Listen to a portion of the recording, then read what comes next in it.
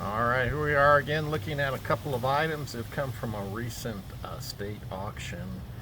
These two pieces is not much to look at right off, but they actually represent some very interesting if you collect Vietnam related things, you're interested in the history of the U.S. military in the 1960s, or if you're just somebody who's interested in military history relating to Louisiana.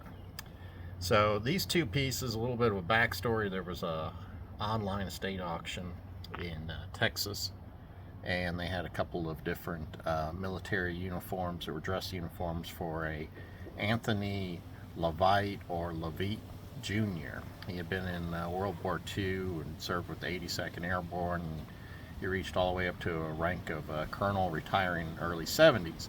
So they had a lot that had like 4 or 5 hats in them, and most of the hats had a colonel insignia on them, looked like they would belong to that gentleman, and these two did not fit in with that because of the rank. Mr. Colonel Lavite, he had reached the rank of lieutenant colonel by maybe the mid-60s. So as you can see, this one here, this green beret is be a first lieutenant's rank on there. And then when we look at this hot weather hat, it's got a captain's rank on it. And what these two actually were is they belonged to his son, who was Anthony Lavite III. And if you're not real familiar with the, this is the 20th Special Forces Group. And what it actually was is in the 1959, they actually created 3 different Special Forces detachments who were National Guard in Louisiana. In 1963, they became Company D of the 20th Special Forces Group. Now, the 20th Special Forces Group remains a unit even till today, but it was only from 63 to 72 that the Louisiana National Guard had a part of that. And when we look at this beret here, it's not one of the official issue berets, but in general, you will find, if you don't have an official issue beret that you find from the 60s, you're mainly going to find a Bancroft or you're going to find the Luxembourg. Those seem to be the 2 private purchase berets if you were not wearing a official issue one. So the 20th Special Forces Group in Company D, at one point, with all of the concerns in Southeast Asia and concerns with Cuba, the 20th Special Forces Group in Company D, even though they were a National Guard unit, they weren't just training in Louisiana and Alabama and Georgia and Florida.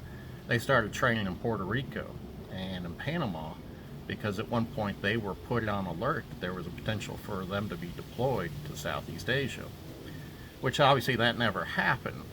But several of the members of the Company D ended up volunteering to go over to the regular Army, active duty, and then some of them volunteered to go to Vietnam.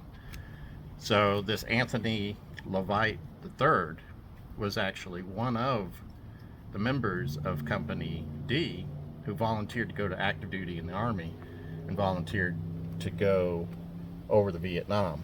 Now, unfortunately, most of the guys from Company D that volunteered to go over to Vietnam made it back, but 2 of them did not. And unfortunately, Anthony Lavite III was one of those 2. In April of 1969, when he was a part of one of the MACV Mobile Advisory Teams, he was killed in action.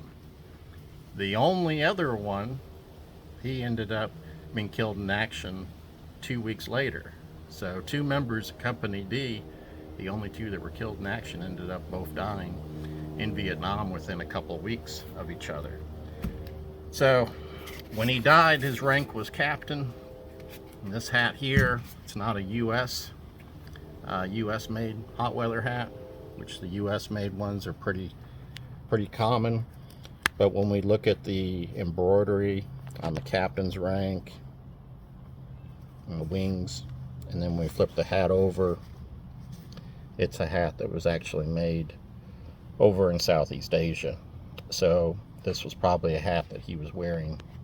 I don't know if he had just one deployment to Vietnam, or if he was on the second tour, but this hat would have been something he would have worn over in Vietnam.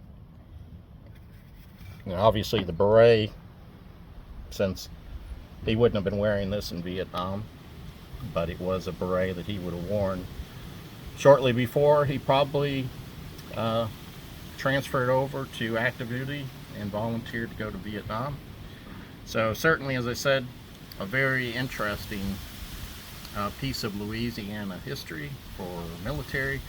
It's Special Forces history, and of course history relating to Vietnam in 2013.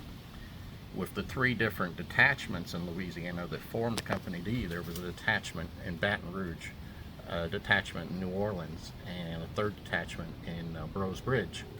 And in Bros Bridge in 2013, they actually put up a small monument to honor the members of Company D that for that 9 years, from 63 to 72, were part of the 20th Special Forces Group.